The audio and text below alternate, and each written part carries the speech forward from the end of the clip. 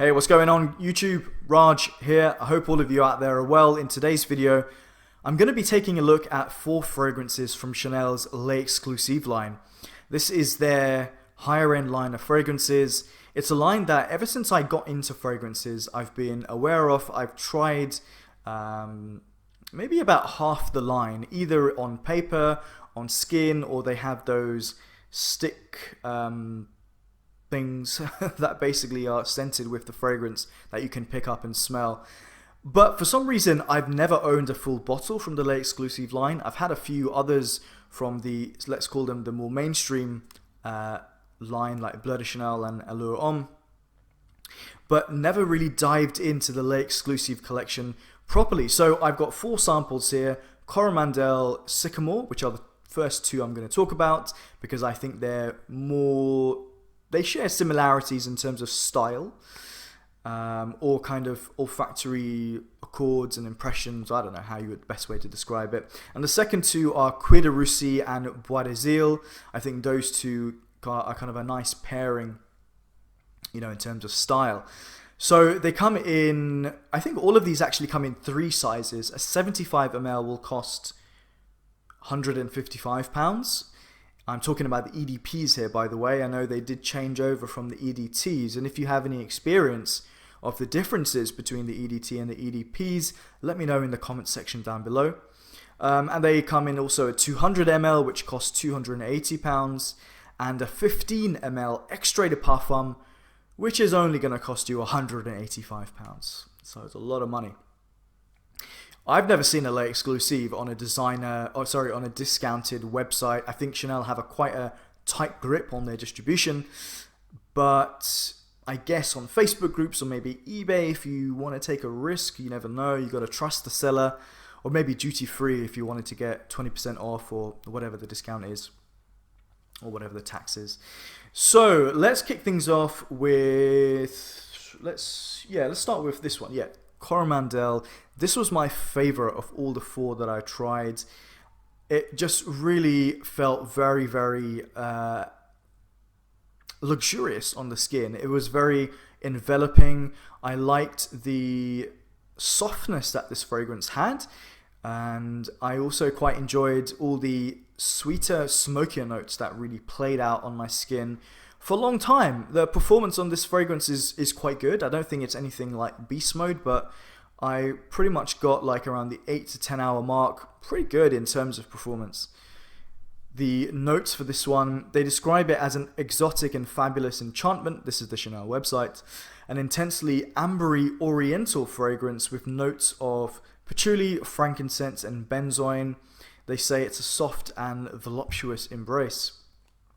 You know, patchouli, but not heavy-handed patchouli, not overly thick and overly oily, just that wonderful chocolatey aroma that comes from, I think, actually a combination of the vanillic benzoin notes, the slightly smoky facets mixed in with, coming from the frankincense and mixed in with the patchouli.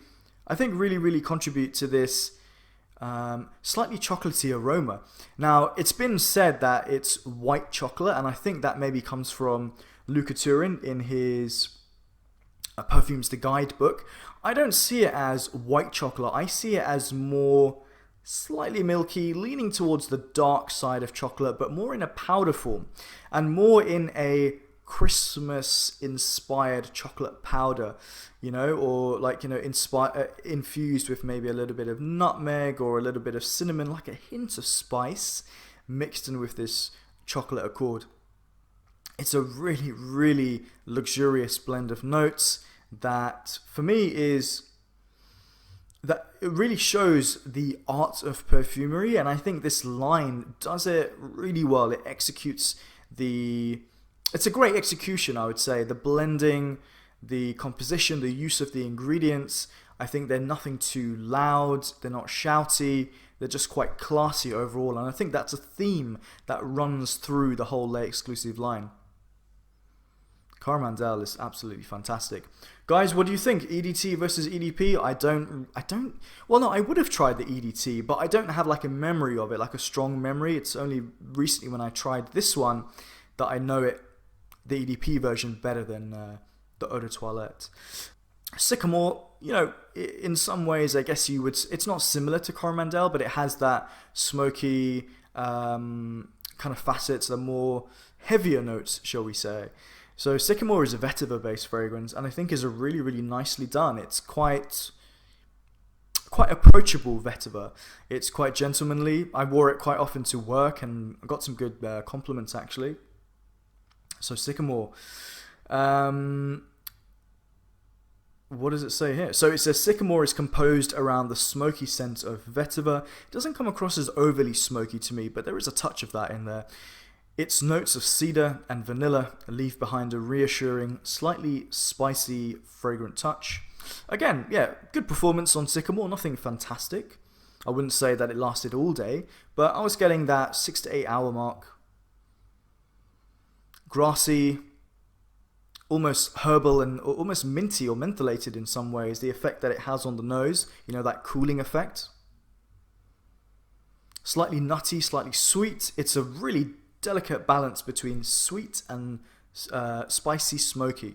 It's really wonderful. It's not over the top. I think this is one of those fragrances that, you know, if you're going to a more formal occasion, if you're going to work, something like that, job interview where you want to come across a smart professional, but interesting, not bland. You know, you don't want to be spraying on some boring aquatic fragrance. You want some depth, but nothing too loud and nothing too over the top.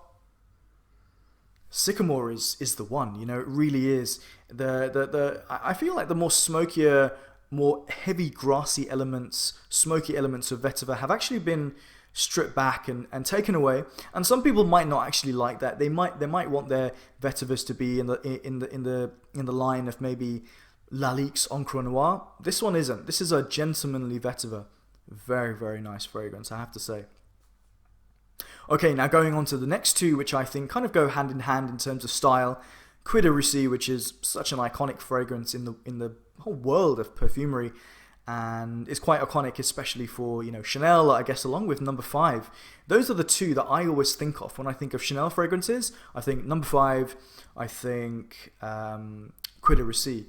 So Cuir de Russie, which means Russian leather. There is a whole story about this fragrance. The whole romanticism of this fragrance is all there. I'm not going to go into that. But what it says on their website, it says it's an imperial fragrance, a distinguished oriental fragrance with a strong character. I agree with that to an extent. It reveals the dark and musky scents of a balsam, exotic jasmine and birch, an enveloping carnal fragrance, lingering with mysterious notes of tobacco, hay, and smoky wood. I've got to say, I was really glad that I got a sample of Cuir de Russie. This was a great experience. This was a great example of classic French perfumery done really, really well. I don't think this is a fragrance that is... what's the word? It's not overloaded with ingredients. They're not throwing the kitchen sink at this. This is, again, very, very elegant. It's actually almost pretty in some parts, mainly in the opening. All the ingredients get a chance to shine, but then they all combine together, creating this wonderful enveloping aroma. Wonderful fragrance. Cuir de Russie is not actually a smoky fragrance. What did it say earlier? With a strong character. I wouldn't even necessarily describe it as a strong character. It has character, but it's more, I would say, understated. Maybe that's to do with like the EDP version that I'm trying. I don't know. I don't remember the EDT when I did try it being very, very loud and that noticeable.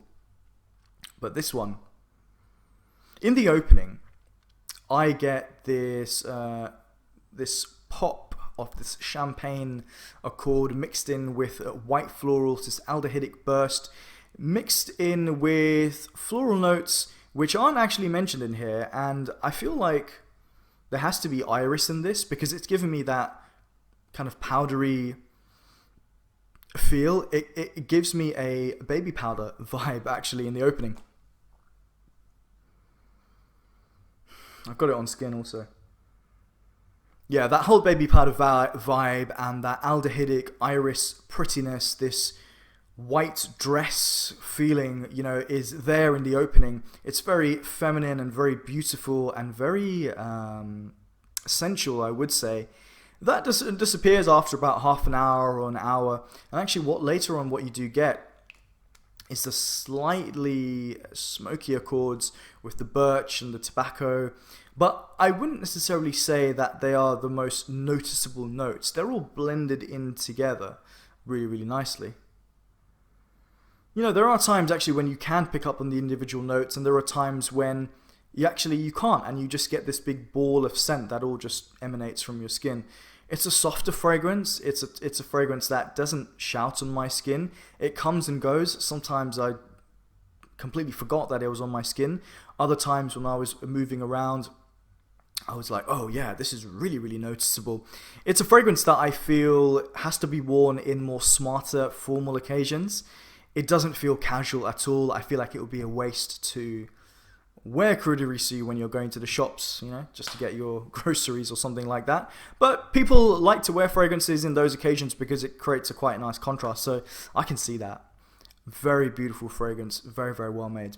Moving on to Bois des Iles, which I believe means island woods or something along those lines. I guess it's inspired by sandalwood because it says here in the description, Bois des Iles is a sensual and spicy accord of New Caledonian sandalwood, ylang ylang, and tonka bean that transports you to the tranquil, unknown waters of distant islands. I said earlier that it's a nice pairing with Cuir de Russie because, again, I feel like this soft, powdery, floral accord, this baby powder vibe is in this fragrance. And I feel like, you know, iris and ylang ylang and jasmine are notes that are used in a lot of other Les Exclusifs fragrances. Not that I'm familiar with the whole range, but I pretty much have tried all of them, at least on paper. Bois des Iles is nice. It wasn't my favourite from all of these four, but I really enjoyed it. I liked the softness of it, the powderiness, this creamy, woody accord. It's more of a creamy, floral kind of accord in there. I wouldn't necessarily say this is sandalwood heavy or dominant. It kind of gave me at times vibes of Egoist, but Egoist with that much more stronger rosewood, sandalwood, rose. The kind of spiciness was more prominent in there. This is more of a stripped back, softer, more elegant version of compared to Egoist, which is a bit more brash at times. But you know what?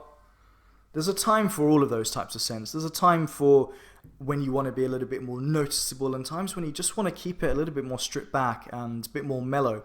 Bois des Iles actually, to be honest, was a little bit too mellow for my liking in terms of the performance, but I picked it up throughout the day, and all of these fragrances I picked up pretty much throughout the day. I thought that Coromandel and Sycomore were the more noticeable ones, whereas Cuir de Russie and Bois des Iles were kind of a hummed, you know, at a lower frequency. I don't know if the best way, if I'm describing it properly. But yeah, it certainly took me on a really interesting journey. This is a line that I would like to maybe explore a little bit more. I think these four are the ones that were the ones that stood out for me more on paper, and that's why I decided to get these in sample form. And maybe one day I will get a full size. So which one did I if I had to rank these, which one did I like the best? Well, I would say Coromandel is first, Cuir de Russie is second, Sycomore is third, and Bois des Iles is fourth, but they're all fantastic. Guys, over to you. Do you have experience with these fragrances? Do you own them? Which version do you have? Have any of you guys tried the X-Ray de Parfum version? Is that worth trying, or is it just too expensive? Whatever you have to say, say it. Leave a like and subscribe if you're interested, and hit the notification bell if you want to be notified of content when it drops. Check me out on Instagram, and I'll see you on the next video. Thanks for watching. Take care, everyone. Bye.